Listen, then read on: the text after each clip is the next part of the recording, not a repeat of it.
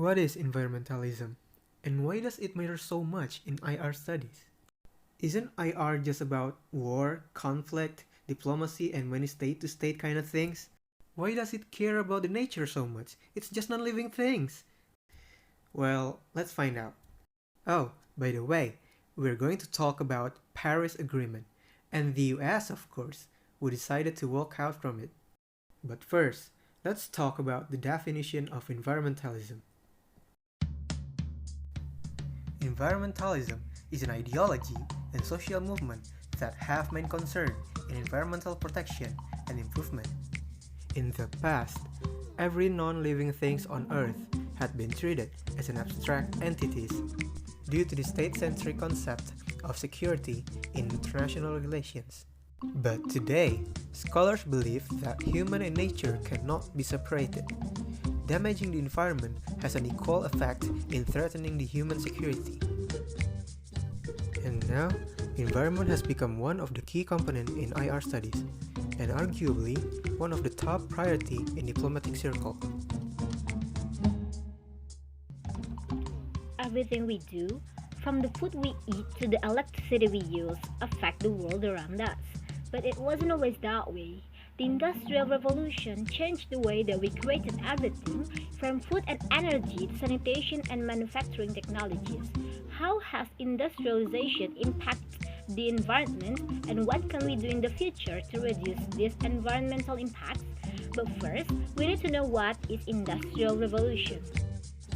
The Industrial Revolution began in Great Britain and then spread to Western Europe, North America, Japan, and proliferated throughout the world. This revolution was compelled all processes that were done manually changed to be done by the machine in bulk.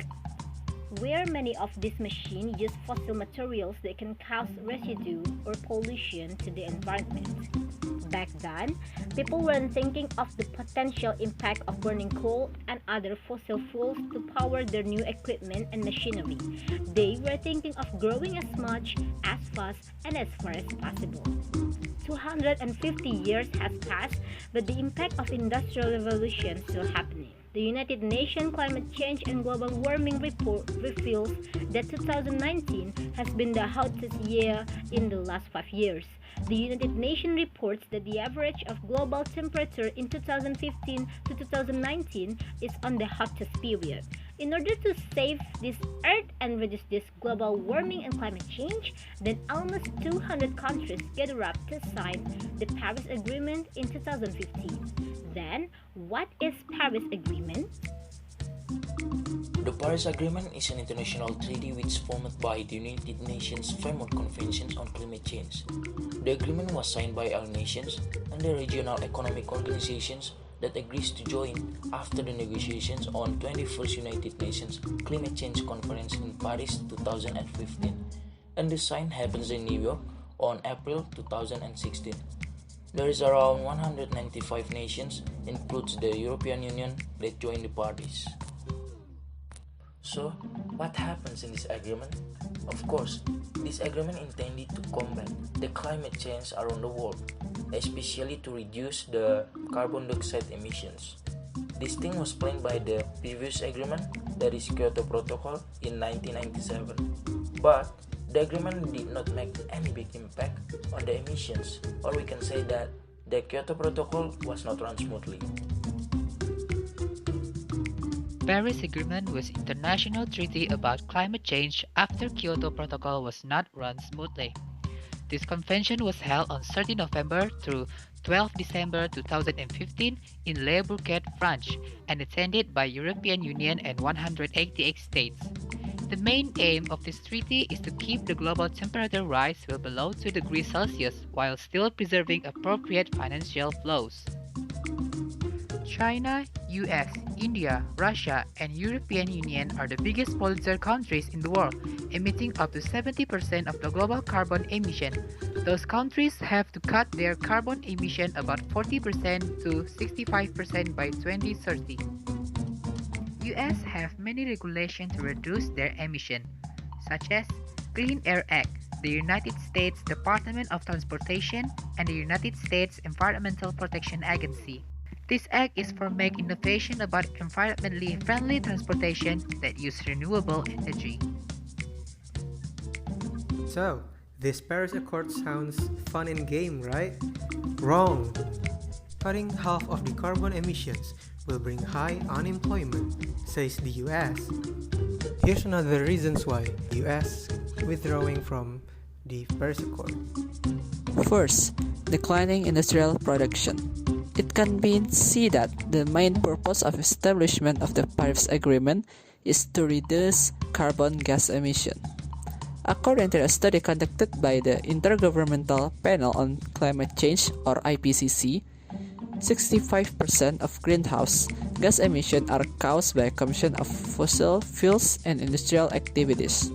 And America is the world's number 2 producer of carbon gas emission. If the Paris Agreement states that the use of carbon gas emission is reduced, then production will be reduced to comply with the agreement in the Paris Agreement not to produce too much carbon gas emission. This is considered detrimental to the US by Trump. Second, low wages that workers must receive. Here Trump criticized that with the Paris Agreement, workers' wages will be reduced because production is restricted. Third, loss of employment.